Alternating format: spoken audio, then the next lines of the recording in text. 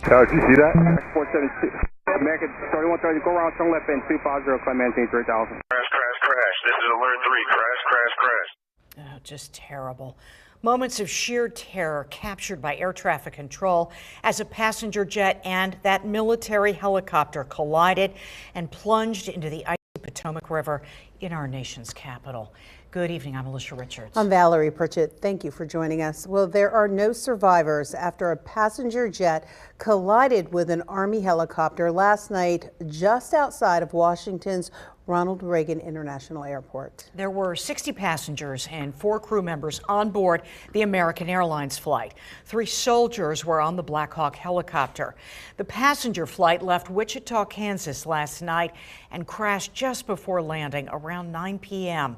A massive, desperate effort to reach any survivors went well into the night. Despite all those efforts, we are now at a point where we are switching from a rescue operation to a recovery operation. At this point, we don't believe there are any survivors from this accident. An NTSB GO team is on the scene, and President Trump spoke this morning at the White House. We'll find out how this disaster occurred, and we'll ensure that nothing like this ever happens again. It will take time for investigators to determine how this happened. Seth Kaplan is a commercial airline expert after decades of reporting about this industry. He has been on this story since the very beginning, and his life was something important he's learned. Seth. Yeah, Valerie and Alicia, American Airlines Flight 5342 was coming from the south, a common approach lined up for runway 1 here when something else common happened. Air traffic controllers asked the pilots to move over and land on runway 33 instead.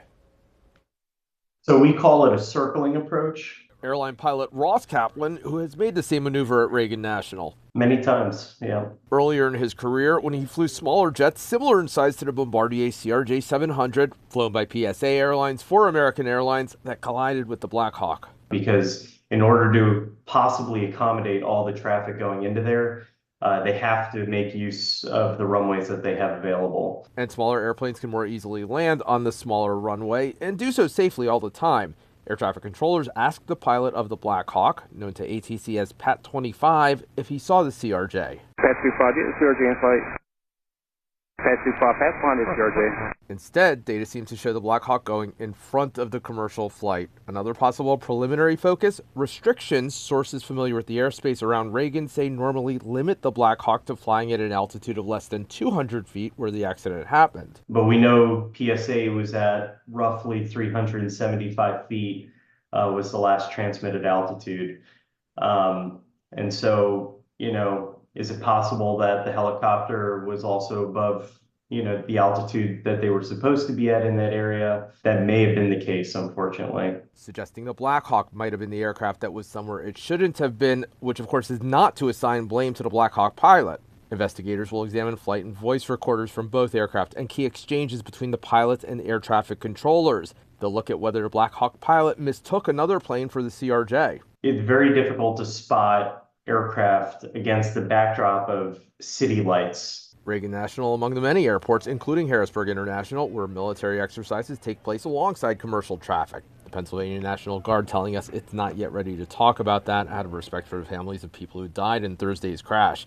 The National Transportation Safety Board often releases a preliminary accident report within a month. The full report takes more than a year. One thing is already clear. We, in the airline industry, we pride ourselves on this being a very safe profession.